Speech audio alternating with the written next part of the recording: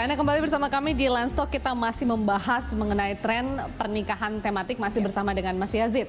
Nah, tadi kalau singgung mengenai tema pernikahan yang bisa se-wild mungkin, yang paling wild itu seperti apa, Mas? Kalau buat kita ya, yang sudah kita jalanin adalah memang yang di Gunung Pancar. Itu secara area adalah pegunungan dan secara perjalanan juga belum yang bagus banget jalanannya. Dan secara untuk dekorasi juga cukup sulit dan karena kalau secara sistem kelistrikan semua mereka nggak ada dan kita harus benar-benar bawa listrik juga. Genset seperti itu. Dan itu agak naik jalanannya. Tapi alhamdulillahnya adalah dari prinsip tersebut ternyata undangan-undangan yang hadir mengapresiasi acara mereka dan hampir 70 sampai dengan 80% mereka hadir. Ini untuk konsep tematik kan memang artinya di luar tema biasanya seperti itu. Ini prosesnya antara klien yang calon pengantin dengan wedding organizer ini seperti apa? Apakah kemudian klien datang dengan tema sendiri dan WO kemudian hanya menerima atau justru klien datang tidak dengan tema apa-apa tapi dia pengen tematik kemudian WO yang memberikan saran atau bagaimana? Nah, banyak tipe untuk orang klien yang hadir ke kita seperti apa. Tapi yang paling sering pada saat kehadirannya itu adalah, terima kasih, pada saat kehadirannya itu adalah di mana si klien ini datang hanya membawa contoh. Hanya membawa contoh foto yang mereka capture perihal tersebut, mereka ngasih ke kita, Mas kita mau kayak begini, ada di mana ya? Jadi kita harus mikir dulu. Ini WO nggak boleh kehabisan ide ya? Nggak boleh. Ini tantangannya ya? Betul, karena memang untuk di kita sendiri, di bantu-bantu sendiri kita punya tim kreatif. Dan apakah WO selalu harus, oh ya kita bisa gitu? Atau harus Mbak. Sepertinya yang ini nggak bisa, tapi saya punya sebenarnya kita pada saat menjawab bisa atau tidak bisanya adalah kita juga harus ngelihat challenge yang mereka berikan ke kita. Selama challenge tersebut secara teknis, secara prinsip produksian kita, secara perihal tim kita semua dan itu lengkap dan itu bisa, kita nggak akan ada masalah.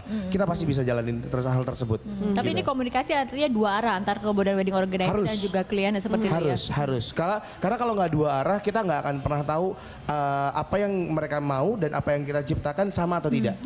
Ini kan nampaknya kalau misalnya kita dengar memang di outdoor ataupun tematik ini kan memang butuhkan effort ataupun usaha yang lebih ekstra kan. Artinya apakah dari segi budget juga ekstra?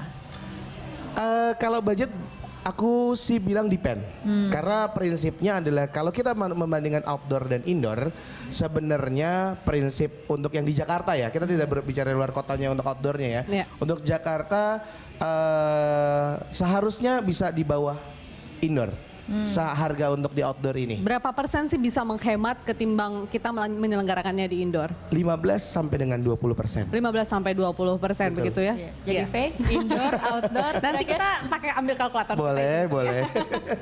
Oke, tapi Mas Yazid, seandainya nih ada yang kemudian berpikir saya juga pengen deh menyelenggarakan pernikahan saya secara tematik, tapi budget saya minim nih. Apakah kemudian itu bisa tetap diselenggarakan? Insya Allah sih bisa sih Mbak kita jalanin. Cuman dalam arti memang ada perihal yang harus kita ngobrol banyak sama mereka. Ada perihal yang mereka juga harus mengikuti syarat-syarat yang kita kasih. Karena prinsipnya adalah pada saat ada klien yang datang secara budgeting kepada kita, mereka juga harus bisa mengikuti apa yang kita sarankan. Karena kan ada perihal posting-posting yang memang sudah harus kita posting dengan angka yang mereka sebutkan. Yang menentukan mahal tidaknya itu sebenarnya lebih kemananya Mas? Tempatnya atau pertama effort tempat, yang tadi sempat Rara singgung pertama juga? Tempat, kedua dekorasi, ketiga adalah catering. Nah, yang lainnya mengikuti. Karena prinsip kalau kayak baju mereka bisa punya teman yang lain bisa dibikinin. Tapi kalau misalkan mereka harus nyewa juga baju mungkin masih bagus lah harganya. Makeup juga begitu. Tapi prinsipnya adalah dari segi tempat, dekorasi dan catering. Itu yang harus. Untuk tematik ini mungkin banyak juga yang mengkhawatirkan atau tidak mungkin concern apakah benang merah dengan kesakralan sebuah upacara pernikahan menjadi berkurang dengan konsep tematik misalnya seperti itu. Malah kalau menurutku akan sangat tidak berkurang. Karena prinsipnya adalah kita berbicara sakral, kita bermain dengan alam. Semakin kita menyatu dengan alam, semakin akan kita merasa sakral di hal tersebut. Dibanding dengan tempat yang tertutup, dengan yang tidak ada suara apapun. Tapi pada saat di alam kita bisa sambil nikmatin.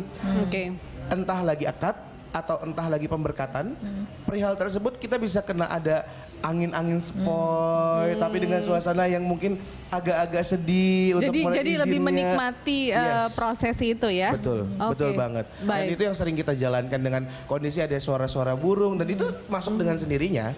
Oke. Gitu. Nah, untuk pernikahan tematik ini sendiri, apakah memang Mas Yazid dan teman-teman hanya menghandle untuk yang outdoor saja, ataukah sebenarnya indoor juga kan bisa saja kemudian diselenggarakan seperti Bisa. itu? Kita memang outdoor dan indoor. Oke. Cuman pada saat kita berbicara indoor, sebenarnya effort untuk dekorasi pun akan jauh lebih mahal.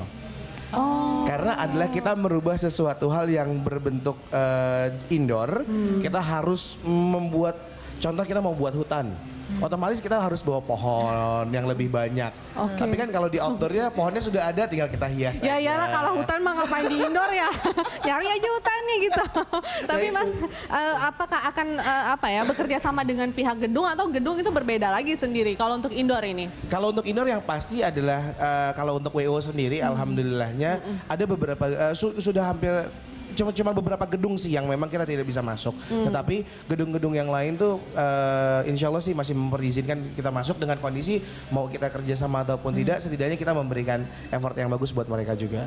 Oke, baik. Ya kita berbicara nih Mas Yazid mengenai inspirasi sendiri biasanya datang dari mana? Tapi kita akan bahas di segmen berikutnya. Oke. Mas Yazid tetaplah bersama kami pemirsa, Lunch Talk akan segera kembali sesaat lagi.